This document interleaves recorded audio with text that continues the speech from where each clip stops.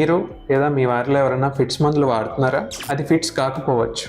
దాని గురించి తెలుసుకుందాం. హాయ్ అండి, I'm doctor Gopal, consultant neuro physician. మామూలుగా ఫిట్స్ అంటే బ్రెయిన్లో కరెంట్ ఎక్కువగా జనరేట్ అవ్వడం వల్ల వచ్చే వ్యాధి.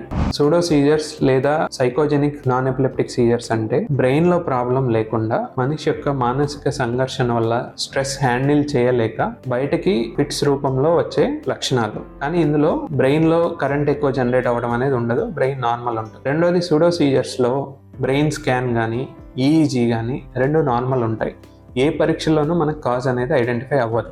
ఇందులో పేషెంట్ వాళ్ళకి తెలియకుండానే వాళ్ళ స్ట్రెస్ వల్ల అట్లా బయటపడుతుంది. వైద్యంలో కూడా రొటీన్ ఫిట్స్కి సూడో సీజర్స్కి చాలా తేడా ఉంటుంది. అంటే వీళ్ళల్లో చాలా మంది 3-4 రకాల ఫిట్స్ మందులు వాడి ఏం రెస్పాన్స్ లేకుండా వస్తారు. మెయిన్ దీనికి ఇంపార్టెంట్ ఏంటంటే ముందు ఐడెంటిఫై చేయడం అనేది ముఖ్యం.